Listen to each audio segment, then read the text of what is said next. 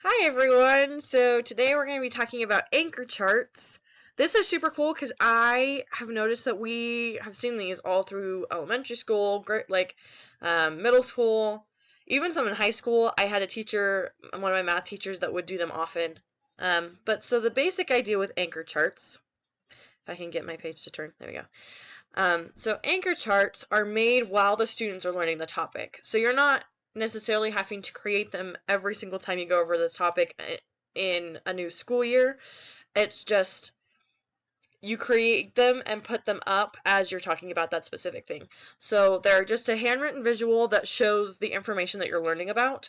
So there was actually an example that I gave on the intro page, but so it's talking about reading strategies. So this is a fantastic example. All it does is it just shows your students what they need to be looking for while they're doing those things. So they're displayed at the front of the classroom, and they're only put up as they're needed. So you take them down if you're going to be taking a test and that's what you're assessing your students on. You only put them up if they're needing that for a type of scaffolding, and you can reuse them year after year. You don't have to remake them every single year unless there's a need to address a certain area of the topic, and then you can of course make them as you see fit. So anchor charts, what they do is they provide a shared visual for students to help them independently clarify thinking, make connections, remember academic commands of the content standards. So all it's doing is just showing them this is how you accomplish this task, and it gives them the steps and gives them an example. It's not necessarily going to be a way of giving them all the answers, but it will show them, this is how you go about doing this. This establishes a model of mentor texts for students to imitate and innovate.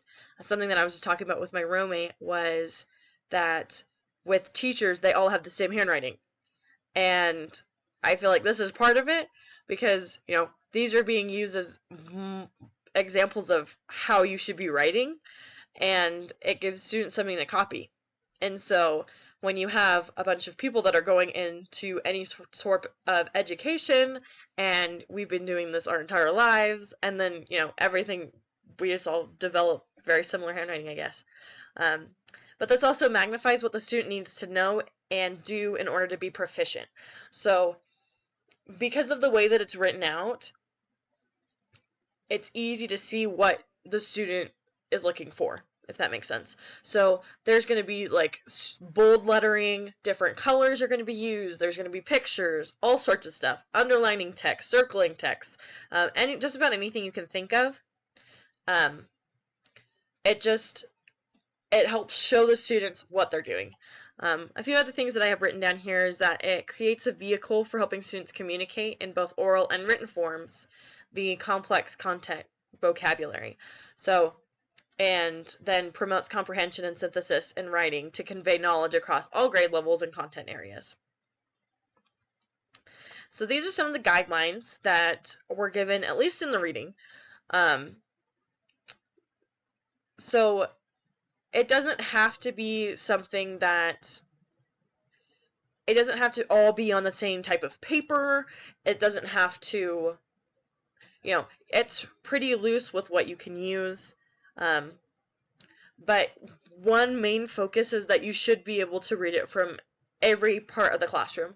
And that might become problematic if you have a student with visual impairment. And so just creating it in a way that your student can see it, and making adjustments to how you are presenting the information, as you would with any student with any type of learning disability or special need in the classroom. You're also using color and color-coded academic commands and related terminology. Something that it was talking about in the reading is that this tactic essentially came from marketing and commercialism, because you want the student to be able to point out what the main topic is, and then how to go about achieving that goal, right, in that standard. And so it's similar in marketing because, with the big lettering, different colors, it's very visually appealing so that the student will want to look at that and be able to find what they need. So these are just a couple examples from the reading, I think. No, these are ones that I found online. So, with the example that's on the left, talking about character traits, I think one of the big things that we can talk about is color for sure. There's a whole bunch of different colors. Action and dialogue are very clearly made to stand out from the rest of everything else written.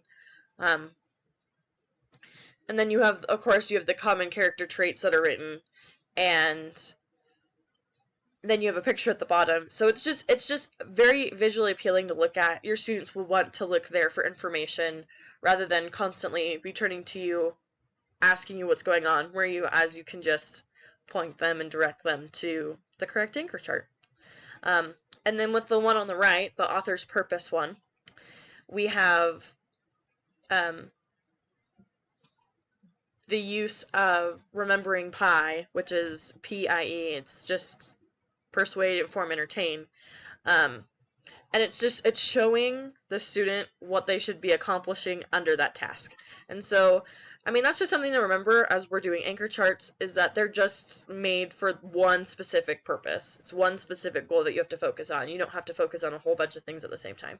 So I hope that was helpful as we continue on. But yeah, so that's all about anchor charts. If you have any questions, let me know and we can talk more about it.